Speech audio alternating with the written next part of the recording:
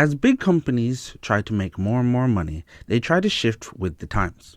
With many discussions of generational trauma, diversity, failures of capitalism, sticking it to the man, the Me Too movement, and more being present all the time. Many people watch movies to escape this and think back to a better time in the years before. This will never happen as Hollywood has gone woke, trying to exploit the current political and social climate for profit, and it is slowly ruining the industry. Ruining it. Look at my lips. You're ruining it. Just ask Velma. You know what 420 is, right?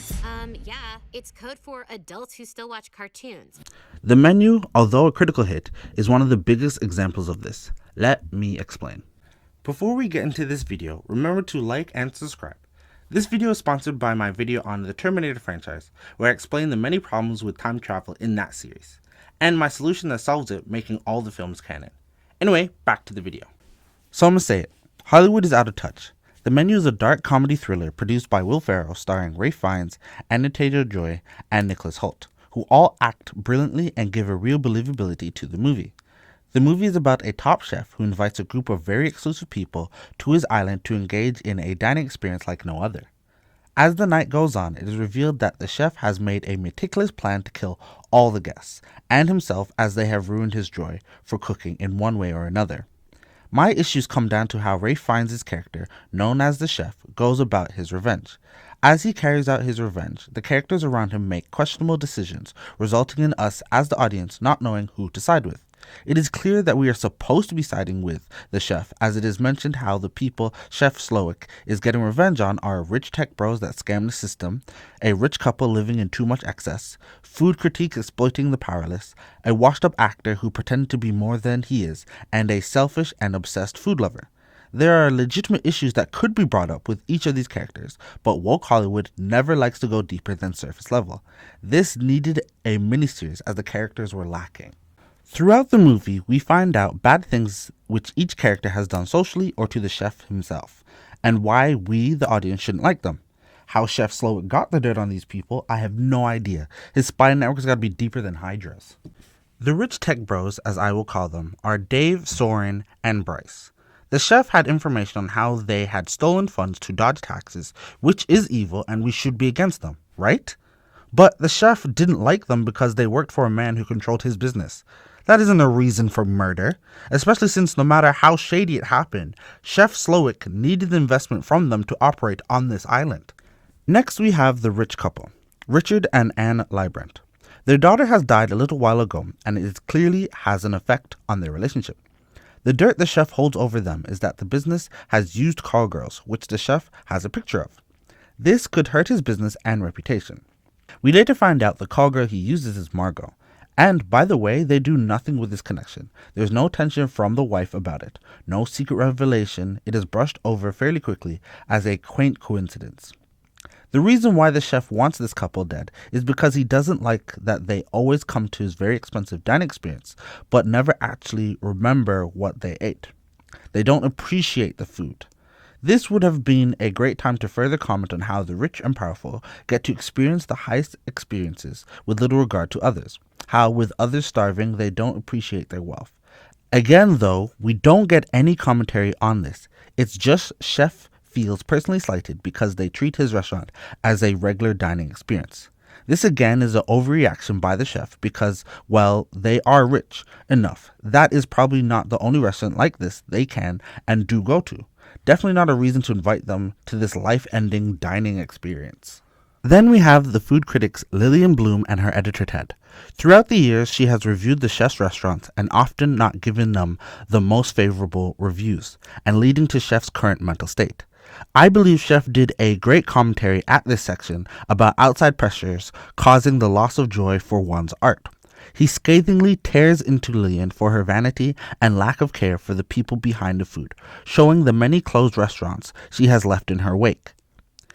He then goes into Ted for enabling Lillian, and it is clearly shown throughout the movie that Ted repeats and emphasizes everything Lillian says, and on the rare occasion he has his own thoughts, he will change it if Lillian says anything different, even going so far as crediting her for his own ideas when she repeats him. Now, not a reason for doing this night, but at least the commentary was clear and Chef's reasoning was sound. Now we have the least deserving of this night, the washed up actor who loves his status and his personal assistant. Chef is mad that a few years ago he went to a movie that the actor starred in and it was terrible. Isn't it ironic? Don't you think? A little too ironic. And yeah, I really do think. Based on the conversations throughout the movie by the actor, it is clear he did the movie as a last-ditch effort to save his failing career and to keep up with his habits. I understand that Chef doesn't like that actor doesn't take pride in his work, and I understand being upset about wasting your time on a bad movie on your only day off of a busy schedule, but this is extreme. Just make a YouTube video breaking it down instead. Now, this would have been a great time to comment on how current capitalism has led to overworking and underpaying, as a chef clearly has worked to mania and wasn't given enough days off. Thus, his issue with the movie was actually an issue with his current working conditions. But again, Hollywood wokeness is always surface level, so none of that is even looked at with any type of nuance or depth. Next up, we have the obsessed food lover and his date Margot. Now, Margot wasn't supposed to be on this island originally, and is the clear main character of this story, taking in all the absurdity of the night and the chef. Often irritating the chef who had meticulously planned the night, and she often goes against his planning. She is brought to the event by Tyler, a rich food lover who was supposed to bring his wife, but something happened which is never explained further. While all the madness happens around him, Tyler only focuses on his food and wants to make a good impression on the chef, even verbally reprimanding Margot when she seems to be going against the chef's scheme. It is later revealed that Tyler knew all along what the chef's plans were for the night, yet brought innocent Margot solely for the fact the chef only accepts pairs at his restaurant. The tech bros came as a group of three, but let's ignore that. Anyway, the chef is mad at Tyler because he only appreciates the food and doesn't know how to actually prepare it. Honestly, it isn't quite clear what his beef is with him, pun intended.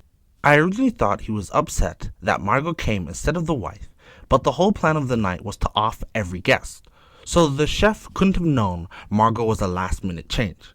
A commentary on how the rich put their own needs and wants of those deemed lesser, often putting them in situations with severe consequences, could have been made, but they don't. Instead, they undermine this.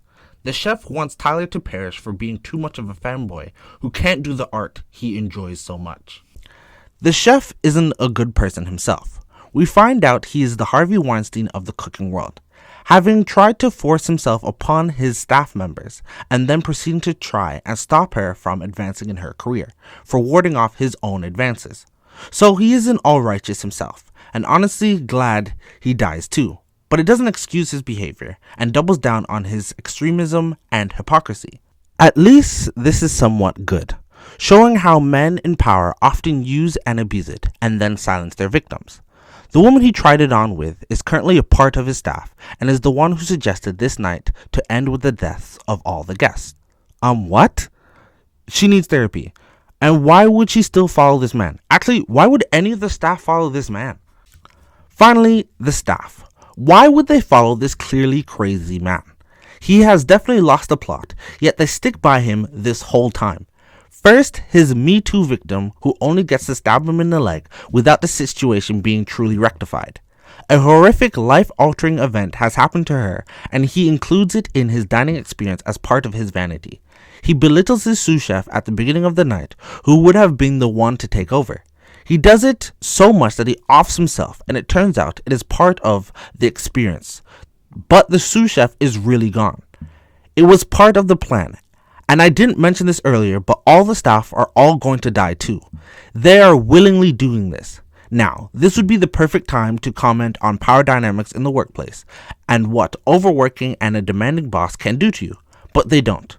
Now you could argue, by messenger, it's in the subtext, but you're wrong, as none of the staff seem like unwilling participants. This wasn't sprung on them, as Chef's victims makes clear. They were a part of the planning process. They want this to happen, and they are fully on board with this cult and stand behind Chef Slowick. In conclusion, the menu wasn't good because it didn't spend the time to really double down on its premise. To really cover all the topics it hinted at, the menu needed to be a miniseries.